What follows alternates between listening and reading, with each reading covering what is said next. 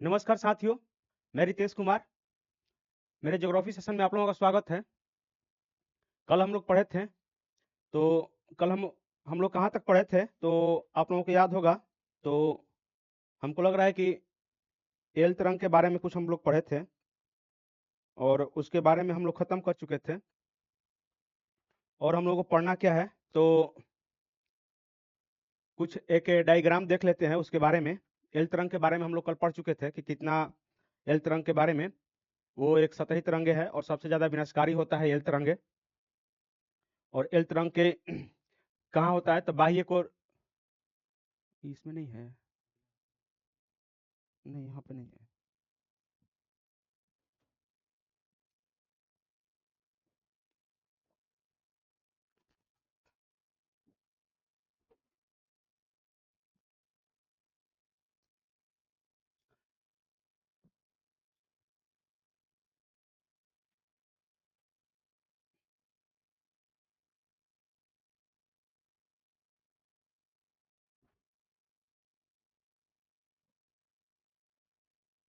तो एल तरंग के बारे में हम लोग कुछ पढ़ चुके थे, तो वो चीज हम लोग देखते हैं आगे।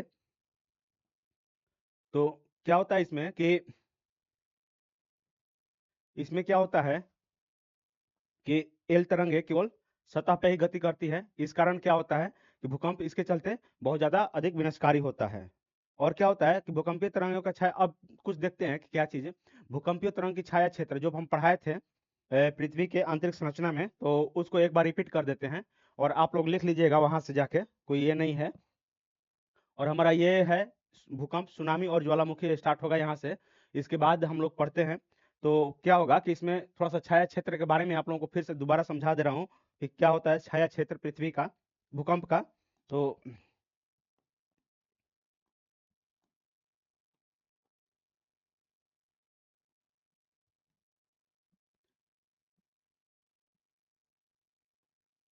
ये हमारा पृथ्वी हो गई।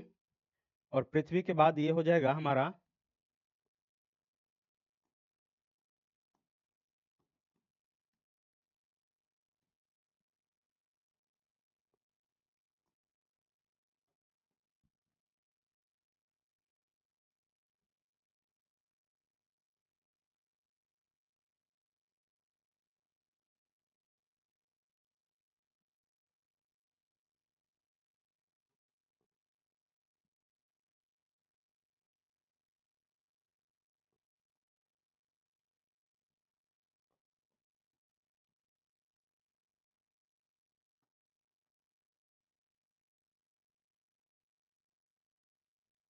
ये हमारा पृथ्वी का क्या होता है कि ये क्रस्ट हो जाता है, मेंटल होता है, और आंतरिक कोर और बाह्य कोर और आंतरिक कोर, ये आप लोगों को समझाए थे।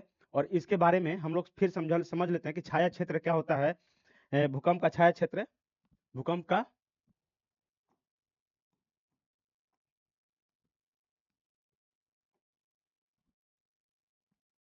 भूकंप का छाया क्षेत्र, छाया क्षेत्र। तो ये क्या होता है, जैसे कि देखिए हम तीन तरंगे बताए हैं, पी, एस तथा एल। एल को ये सतही तरंग है, जो भी होगा तो ये एल सतह पे ही इसका प्रभाव होगा, सतह पे ही प्रभाव होगा। और क्या होता है कि पी और एस का, पी और एस, पी क्या कहाँ गमन करता है, तो ये होता है ठोस, द्रव और गैस तीनों में गमन करता है पी। और एस कहाँ गमन करता है, सिर्फ ठोस में गमन करता है। ये कहाँ गमन करता है, तो आप लोगों को करता है ठोस, द्रव एवं गैस, गैस में। और ये क्या हाँ गमन करता है, ओनली फॉर ठोस में।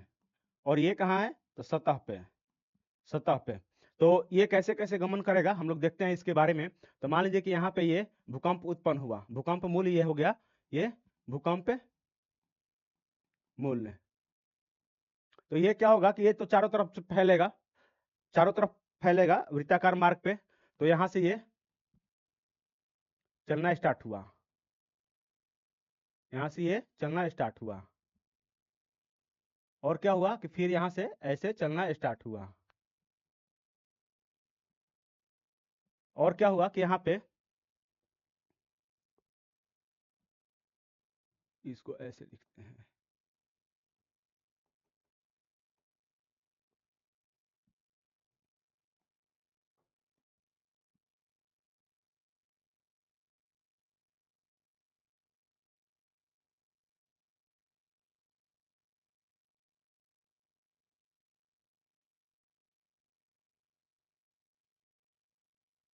ये हमारा मान लीजिए कि क्या हुआ कि ब्लैक वाला जो है ये हमारा पी तरंगे हैं, पी,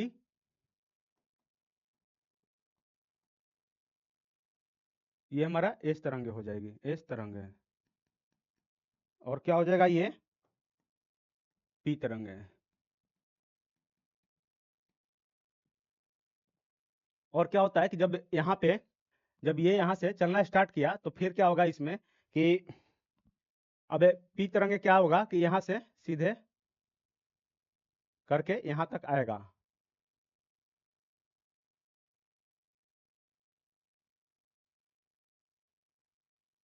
ये यहाँ तक आएगा। मतलब कि यानी कहने का मतलब ये है हमारा कि यदि इस तरंगे यहाँ बाह्य कोर में, बाह्य कोर, ये बाह्य कोर, बाह्य क्रोड, बाह्य क्रोड में इंटर नहीं कर पा रहा है। कहने का मतलब ये है ये इसका, इस फिगर का, कि बाह्य क्रोड यदि बाह्य क्रोड में इस तरंगे इंटर नहीं कर रही है, इस तरंगे इंटर नहीं कर रही है, देखिए यहीं से ये घूम जा रही है, यहाँ से ही घूम जा रही है।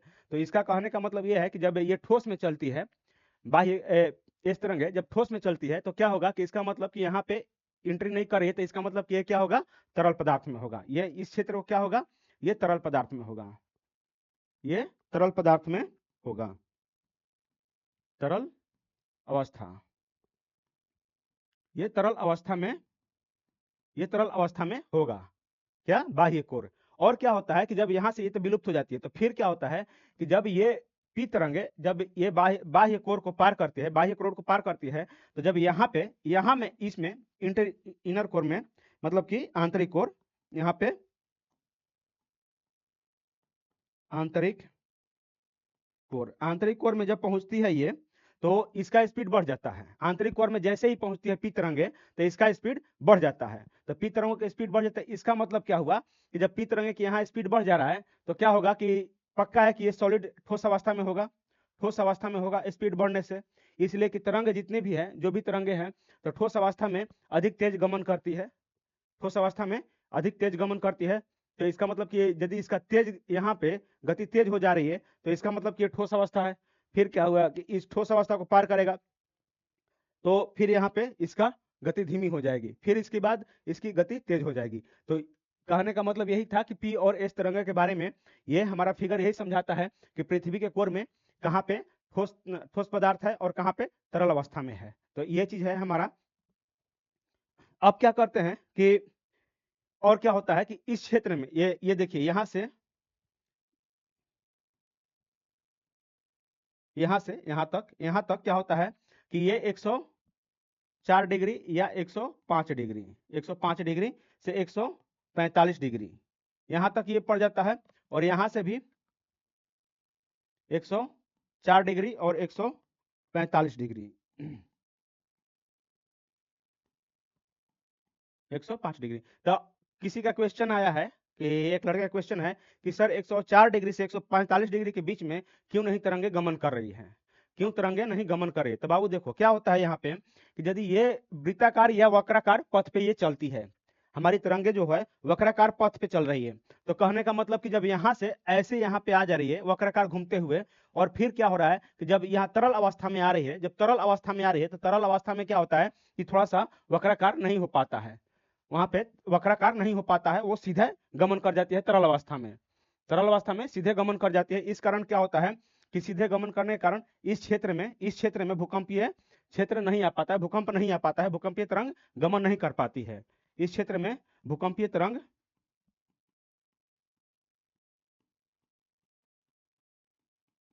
गमन नहीं कर पाती है,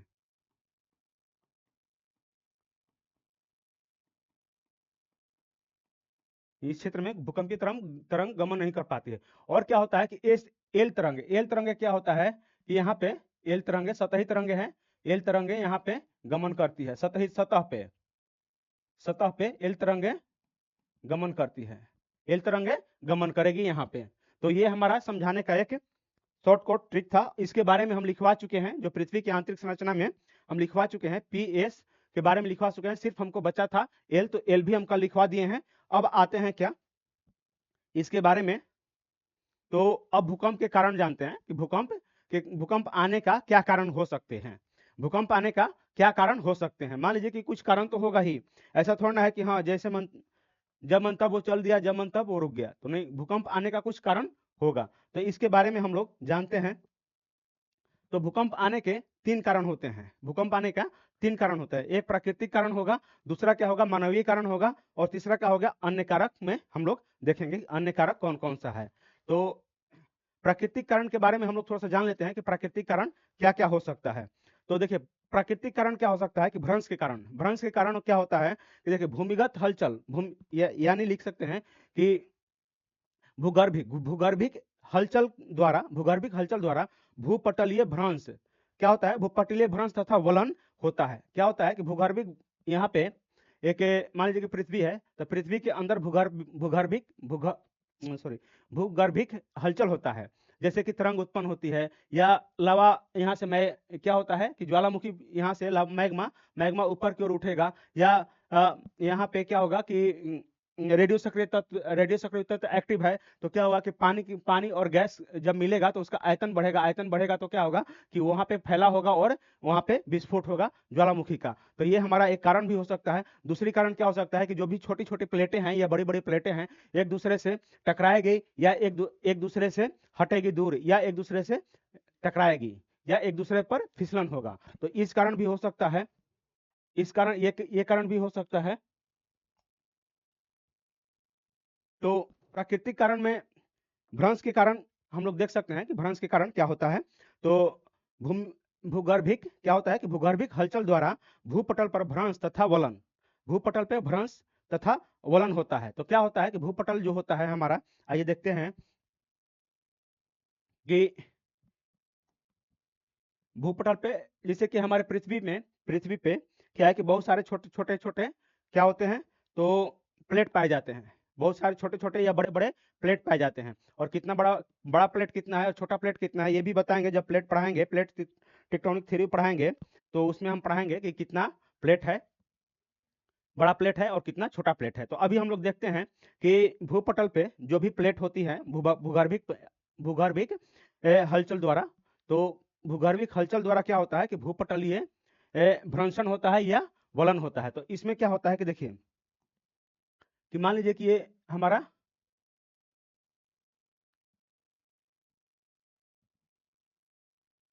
ये दो प्लेट हो गया, या दो प्लेट हो गया, दो प्लेट हो गया, या भूपटल हो गया, ये भूपटल हो गया। तो ये क्या होगा कि इसमें पहली बार किधर किधर ये जा सकता है, ये तो या तो इधर आ सकता है और ये इधर जा सकता है। इसके कारण क्या होगा कि ये भ्रंशन होगा। क्या होगा कि भ्रंशन, भ्रंशन मतलब टूटना, टूटना। यदि ये इधर जाएगा और ये इधर जाएगा तो ये बीच में से टूटेगा, ये बीच में से ये टूटेगा। और क्या हो सकता है इसमें, वलन हो सकता है, वलन हो सकता है या फिसलन हो सकता है। तो जब ये दोनों दोनों प्लेटें दोनों प्लेटें जब एक दूसरे की तरफ जाएगी तो ये आइए थोड़ा सा दूसरे दूसरे ट्रिक से समझते हैं इसको, दूसरे ट्रिक से समझा रहे हैं आप लोगों को। तो देखिए पहला चित्र में क्या होगा, पहला चित्र में देखते हैं कि दो प्लेट है या दो चट्टान है, ये एक चट्टान और एक ये चट्टान। तो भ्रंशन के कारण क्या क्या हो सकते हैं, भ्रंशन के कारण क्या क्या हो सकते हैं। तो या तो ये प्लेटें एक इधर जाएगी एक इधर जाएगी, तो जब ये इधर इधर जाएगी तो ये प्लेटें क्या होगा एक दूसरे से हटेगी, हटेगी, यहाँ से यहाँ खाली स्थान हो जाएगा, यहाँ पे ये खाली स्थान हो जाएगा। तो खाली स्थान होगा हटने के कारण, तो क्या होगा जब खाली स्थान होगा तो क्या होगा कि वहां पे जरूर थोड़ा भूकंप आएगा, वहां पे पृथ्वी फटेगी, धरती वहां से अलग होगी, तो वहां पे भूकंप आएगा। दूसरा कारण क्या हो सकता है इसी में दूसरा कारण क्या हो सकता है कि ये प्लेटें एक दूसरे के नजदीक आएगी। हो सकता है कोई दबाव हो, आंतरिक दबाव हो, जो कि प्लेटें पृथ्वी के अंदर क्या होता है कि प्लेट गतिमान है, सारी प्लेटें गतिमान है, मतलब अपने इधर से उधर उधर से इधर घूमते रहता है प्लेटें।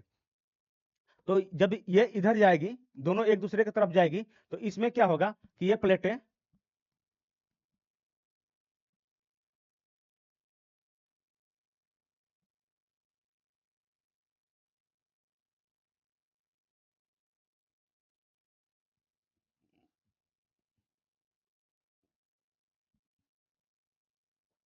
यहां से मुड़ेगी, यहां से क्या होगा, मुड़ेगा, यहां से मुड़ेगा, यहां से ये प्लेटें मुड़ने लगेगा, यहां से प्लेटें मुड़ने लगेगा और क्या होगा कि ये क्या होगा, इसका क्या नाम रखेंगे, भ्रंशन। ये हो गया भ्रंशन के कारण, भ्रंशन के कारण, ये वलन के कारण, वलन, वलन के कारण, ये वलन के कारण। तो ये एक हो सकता है, एक कारण ये भी हो सकता है भ्रंशन, और एक कारण ये भी हो सकता है। और तीसरा कारण क्या हो सकता है, तीसरा कारण क्या हो सकता है कि जब ये दो चट्टाने हैं तो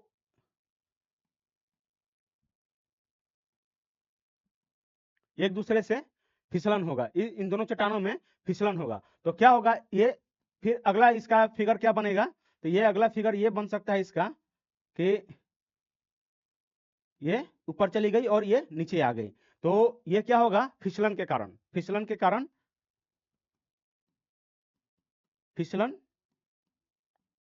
के कारण, फिसलन के कारण एक ये भी मतलब कि यहाँ पे भी भूकंप आ सकता है। तो ये हमारा भ्रंशन, वलन या फिसलन के कारण ये भूकंप का कारण, प्रमुख कारण बन सकता है ये भूकंप का। या तनाव मूलक कह सकते हैं इसको, भ्रंशन मतलब क्या होता है, तनाव, और वलन मतलब क्या होता है, संपीड़न। यहाँ पे संपीड़न, यहाँ पे ये यहाँ पे क्या हुआ, ये वलन हो जाएगा, यहाँ पे वलन की क्रिया होगी, वलन की क्रिया होगी, क्रिया होगी, और यहाँ पे क्या होगा, भ्रंशन की क्रिया होगी, भ्रंशन की क्रिया होगी, क्रिया होगी। तो ये क्या होगा, इसको तनाव मूलक बल यहाँ पे लगेगा, तनाव, तनाव मूलक बल यहाँ पे होगा, यहाँ पे क्या होगा, संपीड़न, संपीड़न, संपीड़न के कारण ये होगा। और क्या होगा, यहाँ पे फिसलन के कारण ये हो सकता है, फिसलन के कारण ये हो सकता है। तो ये हमारा भूकंप का क्या हुआ, कारण हो सकता है, ये चीज हमारा भूकंप का कारण हो सकता है, ये चीज हमारा भूकंप का कारण हो सकता है। अब क्या कहते हैं, भ्रंशन के कारण तो देख लिए, क्या होता है कि तनाव मूलक कारण, तनाव मूलक बल के कारण क्या होता है कि वलन की प्रक्रिया, वलन की प्रक्रिया होती है, वलन की प्रक्रिया होती है, तनाव मूलक बल के कारण वलन की प्रक्रिया होगी, या नहीं, भ्रंशन की प्रक्रिया होगी, सॉरी, भ्रंशन की प्रक्रिया होगी।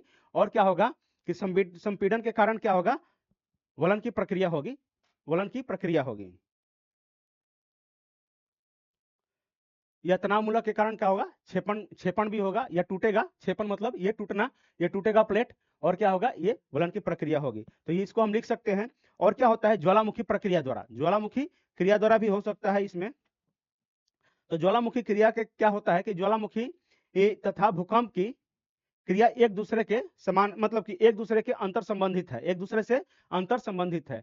जब ज्वालामुखी क्रिया होगा तो पक्का है कि भूकंप आएगा ही आएगा। लेकिन क्या होता है कि जब भूकंप आएगा तो जरूरी नहीं है कि ज्वालामुखी प्रक्रिया होगी ही होगी।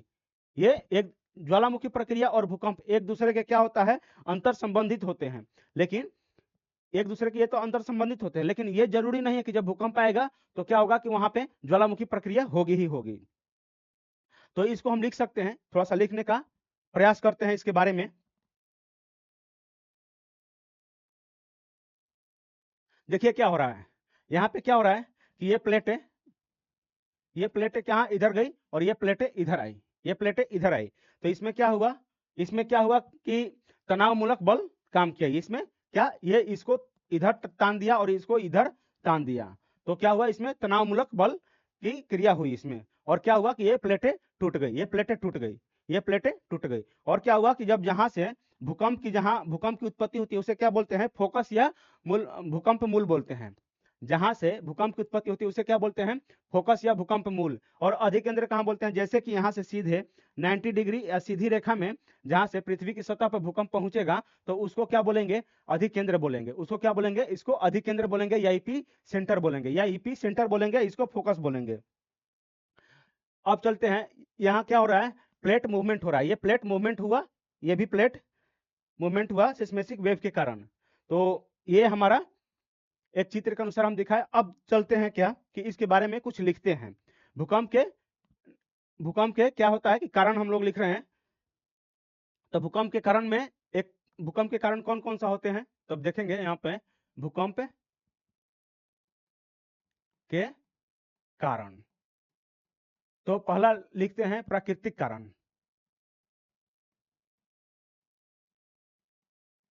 प्राकृतिक कारण या नेचुरल कॉजेज, नेचुरल कॉजेज। तो हम लोग लिख सकते हैं यहाँ पे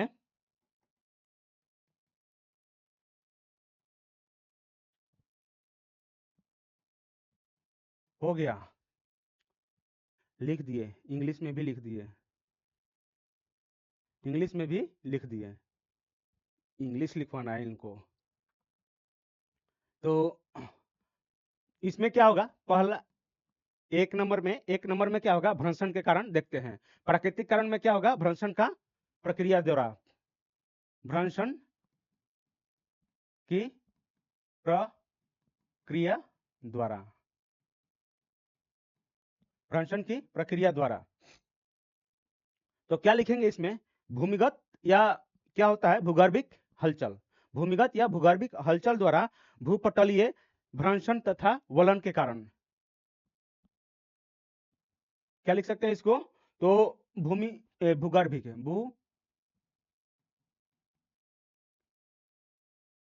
भूगर्भिक हलचल द्वारा, भूगर्भिक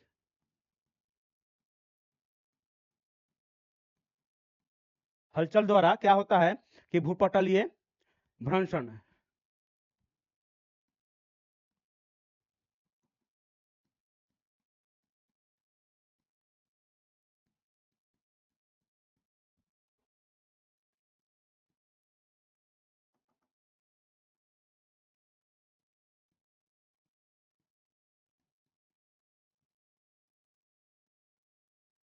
क्या होता है, फिसलन होता है, फिसलन होता है, जिसका प्रमुख कारण क्या होता है, तनावमूलक बल तथा संपीड़न बल होता है। क्या होता है इसका, तो जिसका मुख्य कारण, जिसका प्रमुख कारण लिख सकते हैं,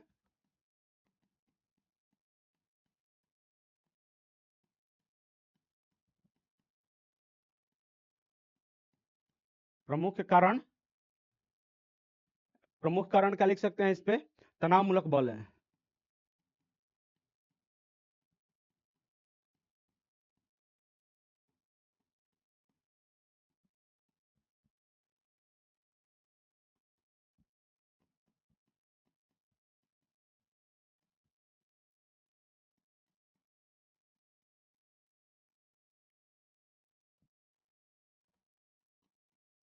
फिसलन होता है, फिसलन होता है।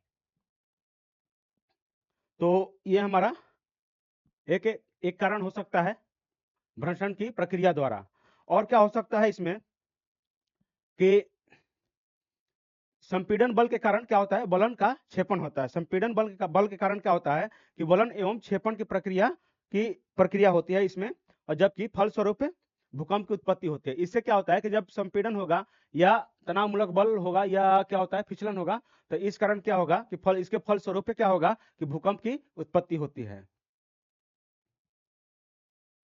तो यहाँ पे ये भी लिख सकते हैं, इसके कारण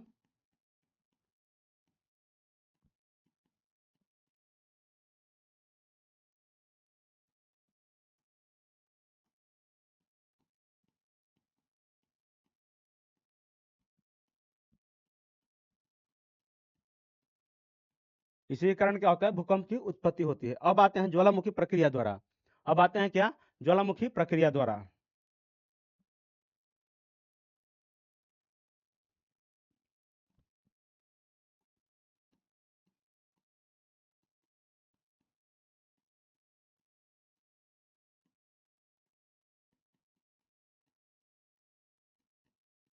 ज्वालामुखी प्रक्रिया द्वारा, इसमें क्या होता है कि ज्वालामुखी प्रक्रिया द्वारा ज्वालामुखी तथा भूकंप, ज्वालामुखी तथा भूकंप की क्रिया एक दूसरे के क्या होता है, अंतर संबंधित होता है, ये भी बताएंगे।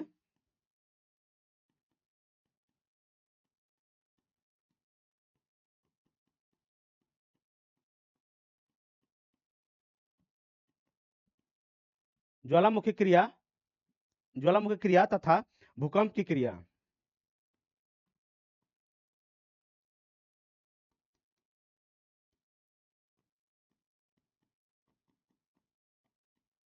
भूकंप की क्रिया एक दूसरे के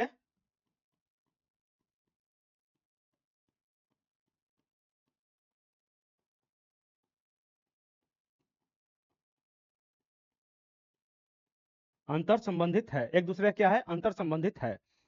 क्या होता है कि देखिए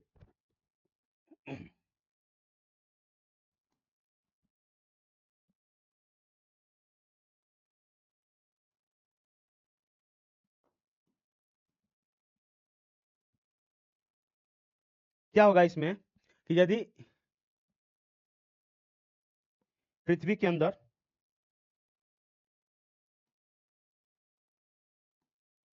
देखिए हमारा पृथ्वी के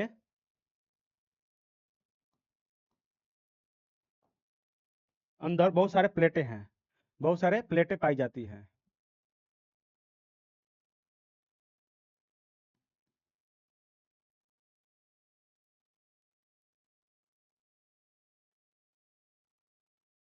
ये हमारे पृथ्वी के अंदर प्लेटें हैं और ये प्लेटें पाई जाती हैं। तो मान लीजिए क्या होगा इसमें कि इसके अंदर क्या होता है कि हमारा मैग्मा, मैग्मा कहाँ पाया जाता है, तो मैग्मा हमारा पाया जाता है कहाँ पे, तो आइए और डिटेल में चलते हैं।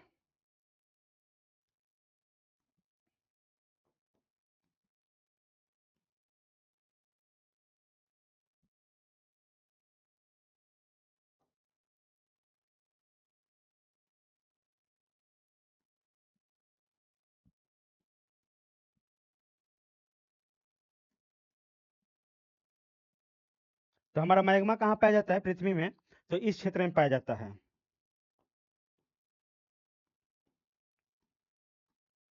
कहाँ पाया जाता है, इनर कोर में, इनर ना बाह्य कोर, बाह्य क्रोड में, बाह्य क्रोड में, क्रोड में। तो क्या होगा कि जब यहाँ से मैग्मा चलेगा यहाँ से, तो यहाँ से क्या होगा कि जब मैग्मा चलेगा, मैग्मा चलेगा तो धीरे धीरे धीरे धीरे पृथ्वी की प्लेट को फाड़ते हुए, पृथ्वी की प्लेट को फाड़ते हुए, मान लीजिए कि यहाँ ये प्लेट है, तो ये प्लेट है हमारा, ये प्लेट है, तो इसको फाड़ते हुए क्या होगा कि बाहर निकलेगा, इसको फाड़ते हुए क्या होगा कि ये बाहर निकलेगा, इसको फाड़ते हुए क्या होगा कि ये मैग्मा बाहर निकलेगा यहाँ से।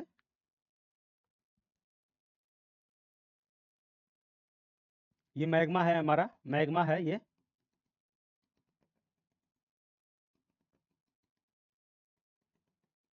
तो ये कहीं पे भी फाड़ सकता है, इधर भी जा सकता है, इधर भी जा सकता है, ऐसे भी आ सकता है।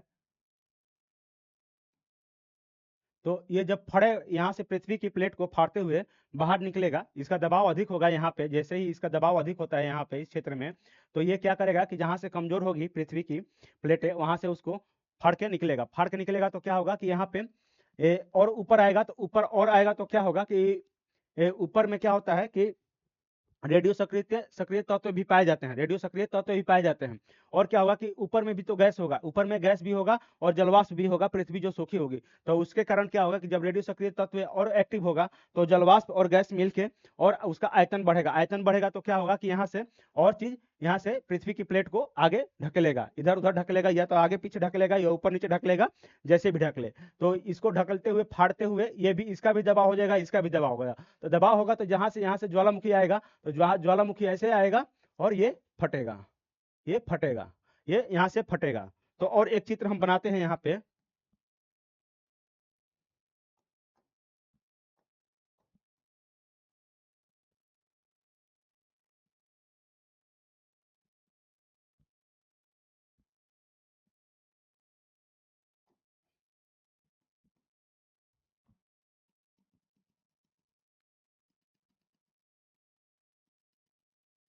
ये हमारा मैग्मा हो चुका है यहाँ पे हमारा मैग्मा है ये। तो चित्र 1 ये हो जाएगा, ये पृथ्वी के अंदर से हम दिखा दिए चित्र 1, और ये चित्र 2, चित्र 2 द्वारा। तो जब यहाँ से हम, क्या होगा कि जब यहाँ से ये मैग्मा ऊपर की तरफ बढ़ेगा, ऊपर की तरफ बढ़ेगा, इसलिए कोई भी पदार्थ क्या होता है, गैस हो या मैग्मा हो, वो अपना ऊपर की तरफ ही बल लगाता है। कोई भी आग हो तो ये ऊपर की तरफ ही बल लगाता है। तो क्या होगा कि जब यहाँ से ये मैग्मा ऊपर उठेगा, यहाँ से ऊपर उठते हुए आएगा, तो इसको फाड़ते हुए इस प्लेट को क्या होगा कि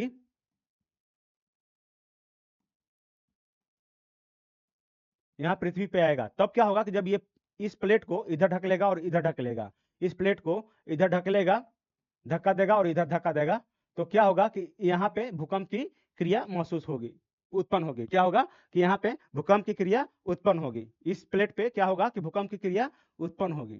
तो ये चीज हमारा ज्वालामुखी द्वारा क्या होता है कि भूकंप की क्रिया कैसे उत्पन्न होती है, ये हम आपको बताएं।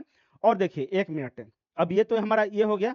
नेक्स्ट पेज पे आते हैं कि जरूरी नहीं है कि जब भूकंप हो तो ज्वालामुखी फटा ही, मतलब ज्वालामुखी उत्पन्न ही होगी। तो आइए एक और प्लेट देखते हैं।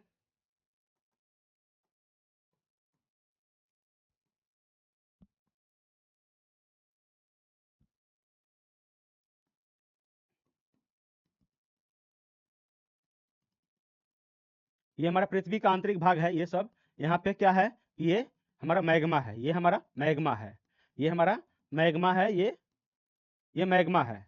तो ये अपना क्या कर रहा है, ये गति कर रहा है, ये गति कर रहा है, ये गति कर रहा है। ये भी मैग्मा कैसे करता है गति, एंटी क्लॉकवाइज, एंटी क्लॉकवाइज।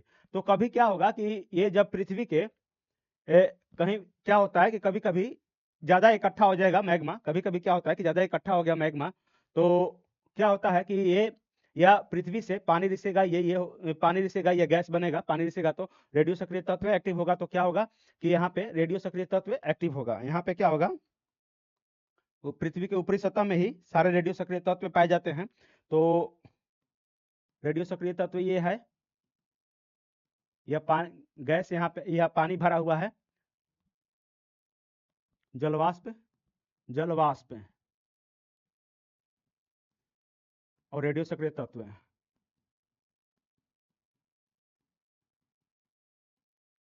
तत्व है।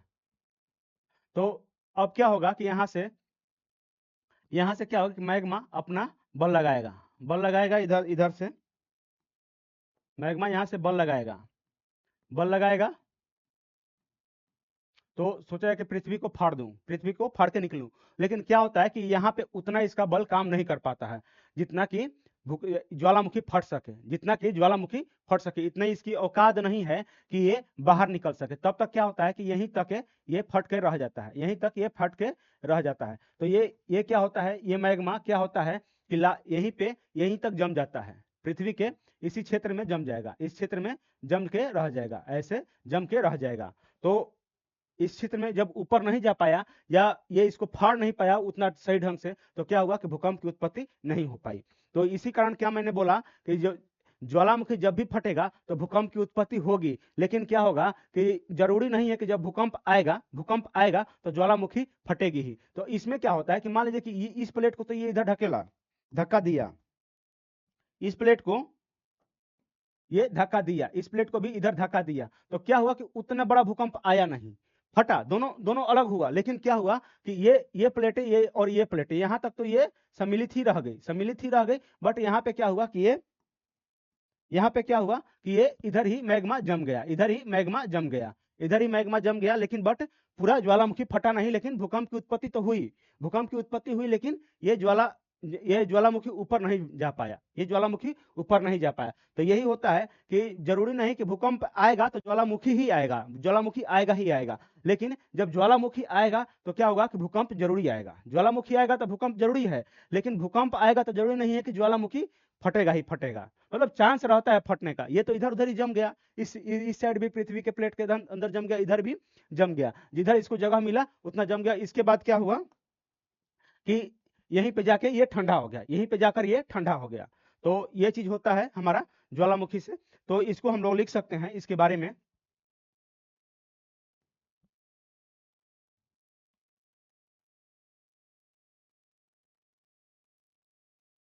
हम लोग लिख सकते हैं यहाँ पे कि ज्वालामुखी क्रिया द्वारा भूकंप का कारण। दूसरा,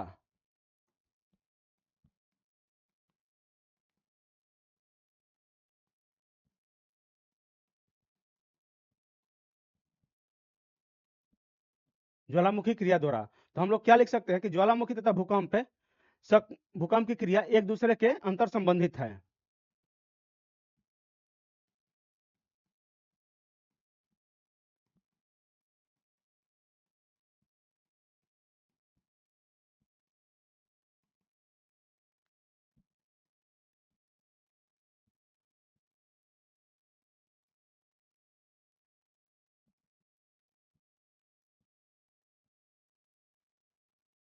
अंतर संबंधित हैं, मतलब कि अंतर संबंधित एक दूसरे से मिलता जरूरी है कि जब वो ज्वालामुखी आएगा तो भूकंप आना ही आना तय है। लेकिन यहाँ पे क्या होता है कि लेकिन लेकिन क्या होगा कि जरूरी नहीं है कि भूकंप आने पर ज्वाला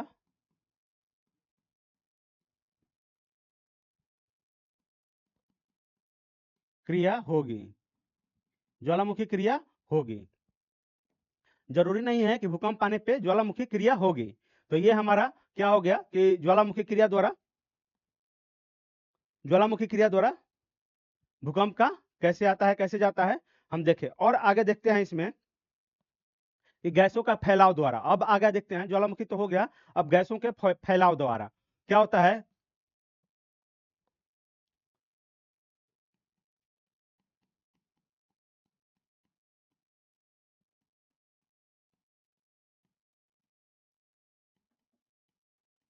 गैसों के फैलाव से कैसे भूकंप आता है ये देखते हैं।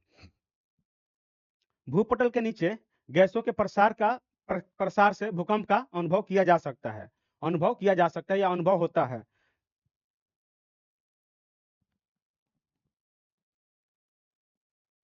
भूपटल के नीचे गैसों के प्रसार से भूकंपों का अनुभव किया जा सकता है। तो लिख सकते हैं यहाँ पे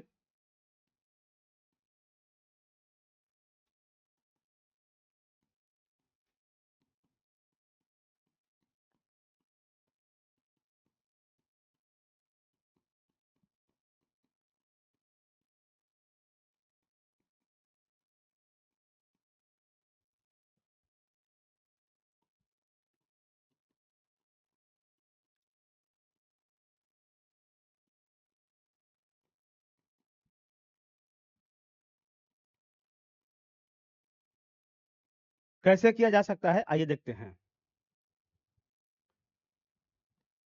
कैसे किया जा सकता है। आइए देखते हैं इस पे। देखिए क्या लिखे हैं, भूपटल के नीचे क्या होता है कि गैसों के प्रसार होता है, फैलाव के कारण भूकंप का अनुभव किया जा सकता है। कैसे होता है हम ये देखते हैं। तो मान लीजिए कि हमारा भूपटल है, ये हमारा भूपटल है। तो ये हमारा भूपटल है, और आइए देखते हैं ये क्या है, हमारा मैग्मा है। ये हमारा मैग्मा है। तो मैग्मा गति कर रहा है, अपने स्थान पे मैग्मा गति कर रहा है। मैग्मा क्या है, गति अपना कर रहा है। तो और यहाँ पे क्या है कि रेडियो सक्रिय तत्व अभी यहाँ पे है। रेडियो सक्रिय तत्व इस क्षेत्र में क्या है, रेडियो सक्रिय तत्व है, और पानी है, गैस, पानी, जलवाष्प है यहाँ पे। तो यहाँ पे इसको क्या कह सकते हैं, मैग्मा।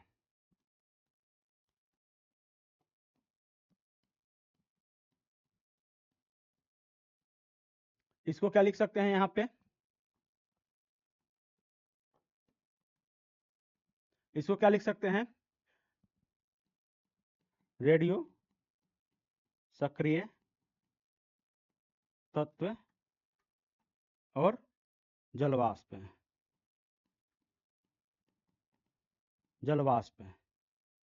तो यहाँ पे क्या होगा कि जब रेडियो सक्रिय तत्व काम करने लगेगा तो क्या होगा कि यहाँ पे जलवाष्प जो होगा गैस में क्या होगा कि परिवर्तित होने लगेगा। और यहाँ से मैग्मा, तो ये तो हीट है ही, यहाँ पे ये मैग्मा हीट है ही। यहाँ पे कितना 2700 डिग्री तापमान होता है मैग्मा के पास। तो यहाँ पे क्या होगा कि जब यहाँ से ये हीट होगा और यहाँ से रेडियो सक्रिय तत्व काम करेगी, तो जलवाष्प पे क्या होगा कि वहाँ पे गैस बनेगा। बहुत सारे पदार्थ हैं जो कि गैस बना सकते हैं, बहुत सारे पदार्थ हैं जो गैस बनाते हैं पृथ्वी के अंदर। तो ये क्या होगा कि यहाँ से गैस बनना स्टार्ट हो जाएगा, तो गैस बनना स्टार्ट होगा। तो क्या होगा कि या तो इस इसको इधर ढकेलेगा और इसको इधर ढकेलेगा, नहीं तो या तो ये इसको इधर ढकेलेगा, इसको इधर ढकेलेगा। जो भारी चट्टान है, जो भारी चट्टान है ज्यादा ऊपर चला जा सकता है, और कोई जो हल्का चट्टान है, नहीं भारी चट्टान है कम ऊपर जाएगा, और जो भारी चट्टान है ज्यादा ऊपर जा सकता है। तो उसमें भी क्या होता है कि भूकंप का अनुभव किया जा सकता है। उसमें क्या होता है कि भूकंप का अनुभव किया जा सकता है, मतलब हो सकता है भूकंप, जरूरी नहीं कि भूकंप आएगा ही आएगा इसमें। तो ये हमारा एक कारण हो सकता है इसमें, ये हमारा एक कारण हो सकता है इसमें। तो इसको क्या लिख सकते हैं हम लोग, भूपटल के नीचे गैसों का प्रसार से भूकंप का अनुभव किया जा सकता है। जब भूपटल के नीचे जल पहुंचता है, क्या बोले हैं, जल पहुंचता है, देखिए कैसे होता है। और एक चीज,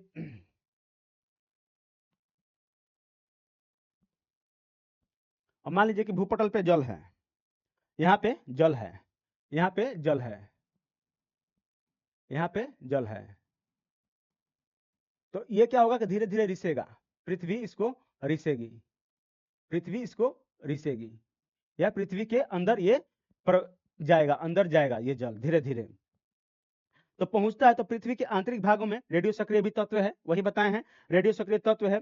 और तत्व के अत्यधिक ताप के कारण, अत्यधिक ताप के कारण क्या होगा कि ये जलवाष्प गैस में परिवर्तित होगा, और सारा बहुत सारा चीज होगा यहाँ पे जो कि गैस बना सकता है रेडियो सक्रिय तत्व से या मैग्मा से। तो क्या होगा यहाँ पे कि जब जलवाष्प, जब ये जलवाष्प गैस में बदलेगा, जलवाष्प और गैस में बदलेगा, तो क्या होगा कि इसका आयतन अधिक होगा, इसका आयतन अधिक होगा, तो ये फैला होगा, आयतन अधिक होगा तो ये क्या होगा कि ये फैलेगा गैस, फैलेगा गैस। तो क्या होगा कि देखिए कैसे क्या होता है कि एक फुटबॉल देखे हैं आप लोग, फुटबॉल देखे हैं, तो उसमें मान लीजिए कि भी उसमें हवा नहीं है, कुछ नहीं है, जब उसमें हवा भरते हैं तो वो फैलता है, फैलता है ना, वो फैलता है धीरे धीरे। फुटबॉल हो गया या गुब्बारा हो गया, गुब्बारा हो गया, उसमें हवा नहीं है तो ठीक है, जब तक जब हवा उसमें डालते हैं तो क्या होगा, वो फैलता है, धीरे धीरे फैलता है। तो मान लीजिए कि क्या होगा कि ये एक, ये प्लेट हो गया, ये एक प्लेट हो गया, तो दोनों तरफ क्या होगा कि ये जब ये फैलेगा तो ये इसको इधर खींचेगा, ये इसको इधर खींचेगा, या तो इसको ऊपर ढकल सकता है, इसको नीचे ढकल सकता है, ऊपर ही इसको भी ऊपर ढकेलेगा। तो क्या होगा कि जब कोई भारी चट्टान होगा तो वो कम खिसकेगा, और ज्यादा भारी कम हल्का होगा, हल्का होगा तो वो ज्यादा खिसक जाएगा। तो इसमें क्या होगा कि ये इधर घसेगा, ये इधर घसेगा, तो हो सकता है कि भूकंप का अनुभव हो सकता है कि भूकंप का अनुभव या भूकंप आ जाए, भूकंप आ जाए, उतना तीव्रता से ना है जो कि 1-2 रिएक्टर से ही है, या 3 रिएक्टर से है, या 4 रिएक्टर से है। यदि 5 की तीव्रता से आया तो एल तरंगे काम करेगी, लब तरंगे काम करेगी वहां पे। तो ये हमारा क्या हुआ, भूकंप का गैसीय, गैस का फैलाव द्वारा भूकंप कैसे आता है, ये हम आप लोगों को समझाए। तो इसको हम लिख सकते हैं, इसको हम लिख सकते हैं कि भूकंप का अनुभव किया जा सकता है जब भूपटल के नीचे, भूपटल के नीचे जल पहुंचता है तो पृथ्वी के अंदर, यहाँ पे लिखिए, देखिए ये क्या होगा कि आप लोगों को मेंस में लिखने का ये प्रैक्टिस बनाएगा।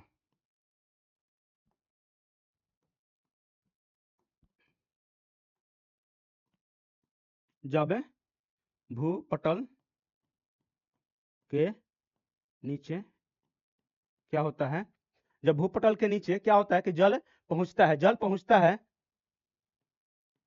जल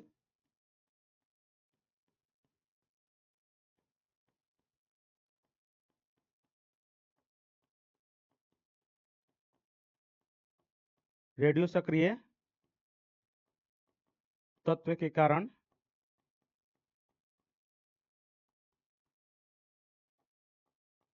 कारण क्या होता है कि जल,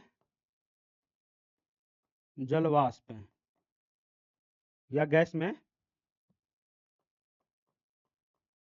गैस में बदल जाता है, बदल जाता है, क्या होता है, गैस में बदल जाता है। तो क्या होता है कि जलवाष्प में गैस में बदलता है, तब इसका, तब इसका आयतन में वृद्धि के कारण, कारण वृद्धि के कारण क्या होता है कि, वृद्धि के कारण क्या होता है कि गैस, गैस में वृद्धि के कारण क्या होता है कि प्लेटें गतिशील करने लगती है या गतिशील करने लगती हैं।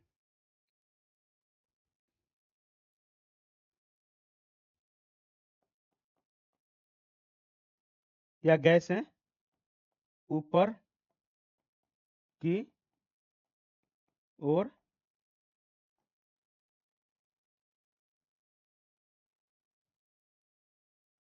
ऊपर की ओर क्या होगा, गैसें ऊपर की ओर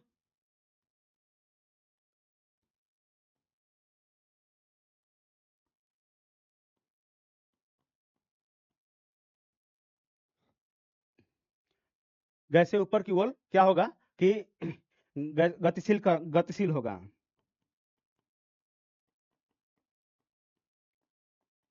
गतिशील होगा।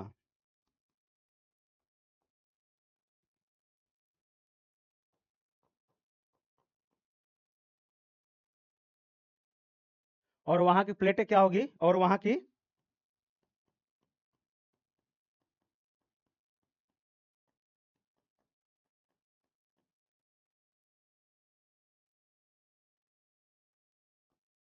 प्लेटों में खिसकाव आ सकता है, आ सकता है, आ सकता है। ये कारण हो गया हमारा क्या, कि ज्वालामुखी प्रक्रिया द्वारा। अब आते हैं क्या, कि प्लेटों के विवर्तनिक क्रिया द्वारा। प्लेटों के विवर्तनिक क्रिया द्वारा देखिए, कुछ भी हो तो प्लेट विवर्तनिक होगा ही, या तो आगे घसेगा, नहीं तो पीछे घसेगा, नहीं तो ऊपर घसेगा, नहीं तो नीचे घसेगा, कोई ना कोई ये प्लेट विवर्तनिक क्रिया आएगा ही इसमें। तो अब आते हैं प्लेट विवर्तनिक के कारण।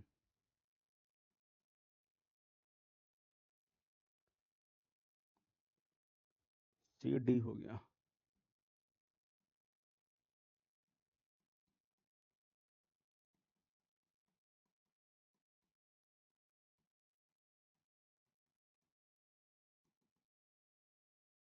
प्लेट विवर्तनिक के कारण जब पृथ्वी के प्लेटें अपनी सीमाओं से क्या होता है, अपनी सीमाओं से धीरे धीरे खिसकने लगती है या खिसकती है, तो क्या होता है कि एक दूसरे से टकराती है, या क्या होगा, एक दूसरे से टकराती है, ये एक दूसरे की तरफ जाती है, दूर जाती है, या एक दूसरे की तरफ आती है, या क्या होता है कि या फिसलती है, एक दूसरे से फिसलती है। तब तो क्या होता है कि तनाव तनाव अधिक होने के कारण चट्टाने क्या होगा कि टूटेगी टूटेगी या संपीड़न होगा, या क्या होगा, खिसकेगा। तो उस कारण क्या होता है कि भूकंप तरंगे उत्पन्न होती है। तो यहाँ पे लिख सकते हैं, क्या समझाए हैं यहाँ पे, कि फर्स्ट देखिए, फर्स्ट में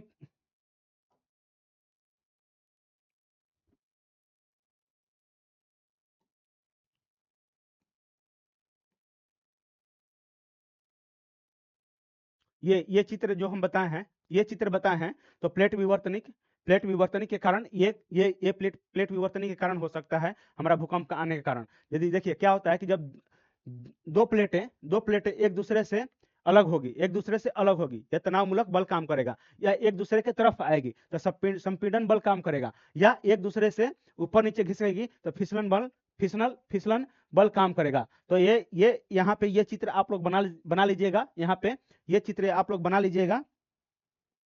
और कॉपी पेस्ट पता नहीं होता तो हम कर देते हैं यहाँ पे, बट कॉपी पेस्ट होगा नहीं, तो छोड़िए, कोई दिक्कत नहीं है। कॉपी पेस्ट होगा नहीं, नहीं तो हम कर देते हैं वहां पे। तो ये आप लोग क्या कीजिएगा कि इस चित्र को हमारा यहाँ पे प्लेट विवर्तनी के कारण जो होगा ये बना लीजिएगा।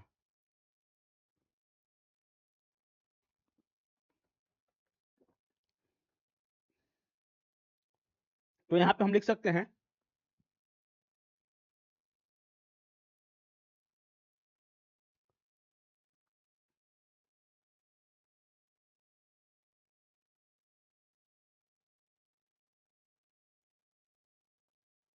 यहाँ पे हम लोग लिख सकते हैं क्या, कि प्लेट विवर्तनी के कारण जब पृथ्वी की प्लेटें अपनी सीमाओं से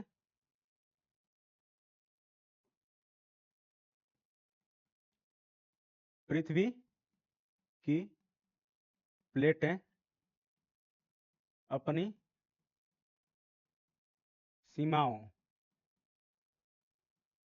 से क्या होता है कि अपनी सीमाओं से धीरे धीरे क्या होता है कि धीरे धीरे खिसकती है,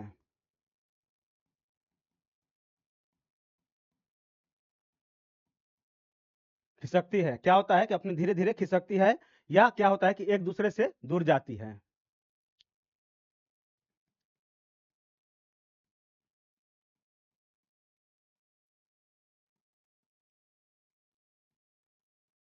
एक दूसरे से दूर जाती है, और क्या हो सकता है कि एक दूसरे के पास आती है।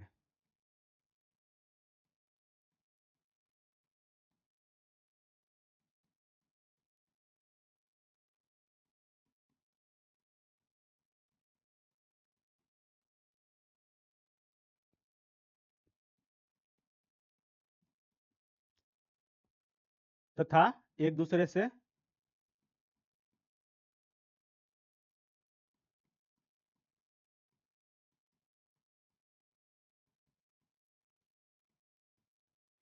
से क्या होता है कि एक दूसरे से फिसलती है, या एक दूसरे से खिसकती है, जो कुछ भी है फिसलती है। तो तनाव अधिक होने के कारण क्या होता है कि तनाव अधिक होने के कारण, तब तनाव अधिक होने के कारण क्या होता है कि प्लेटें प्लेटें टूटती है।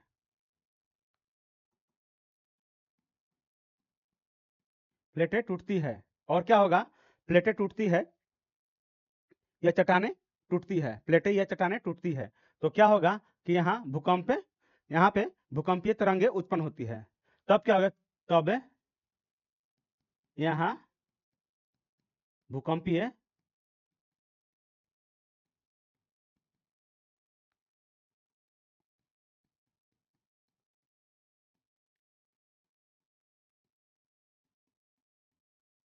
उत्पन्न होती है। क्या होता है, भूकंपीय तरंगें उत्पन्न होती है।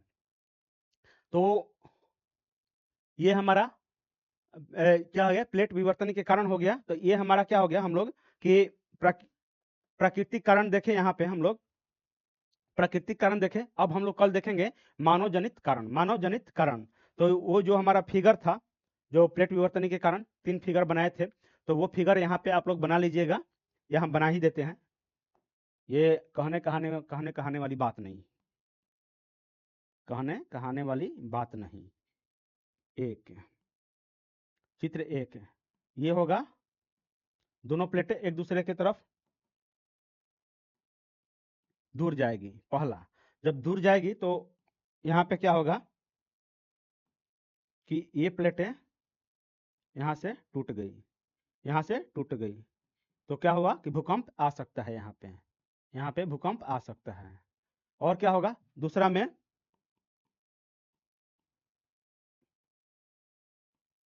ये प्लेटें एक दूसरे की तरफ घसकेगी, तो यहाँ पे क्या होगा कि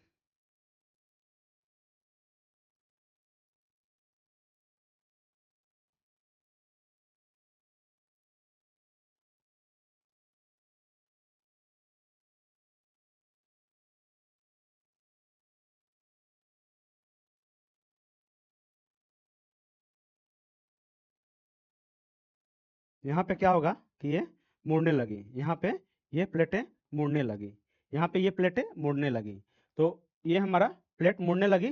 तो ये हमारा एक दूसरा चित्र हो गया। और तीसरा चित्र में क्या होगा,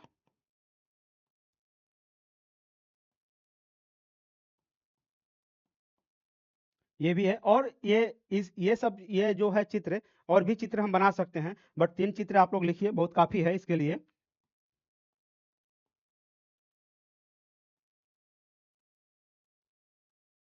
तो ये प्लेटें कहाँ हो गई, इधर घसक गई, और ये ऊपर चली गई। तो ये तनाव मूलक बल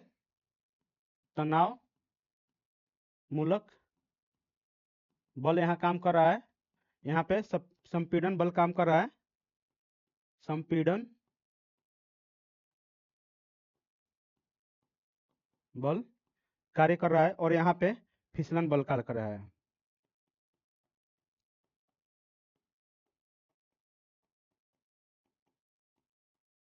फिसलन बल कार्य कर रहा है। तो ये हमारा प्लेट विवर्तनी के कारण हो गया। अब आएंगे कल हम लोग, तो भूकंप के मानवीय कारण, मानव जनित कारण के बारे में हम लोग पढ़ेंगे। क्या करेंगे, भूकंप के मानव जनित बल के बारे में, यह कारण के बारे में हम लोग पढ़ेंगे। तो यहाँ तक हम लोग आज रहने देते हैं, टाइम हो गया। चलिए तब तक के लिए tata bye bye, good night, नमस्कार नमस्कार। एक कमेंट आया है, एक लड़की है, वो बार बार मतलब लड़की होके भी आज ये मतलब क्या बताएं ये कमेंट की है। तो ऑफलाइन में ये कमेंट आया था, मैं पढ़ के सुना दे रहा हूँ कि अब ऐसे माहौल में दवा क्या दुआ क्या, अब ऐसे माहौल में दवा का दुआ क्या, जब कातिल ही पूछे हुआ क्या। लड़की का नाम नहीं लूंगा जो है। तो कोई नहीं बाबू, ये सब चीज अच्छी बात है कि कातिल ही पूछे हुआ क्या। चलिए इसके साथ हम लोग क्लास खत्म करते हैं, tata bye bye, good night, जय हिंद जय भारत।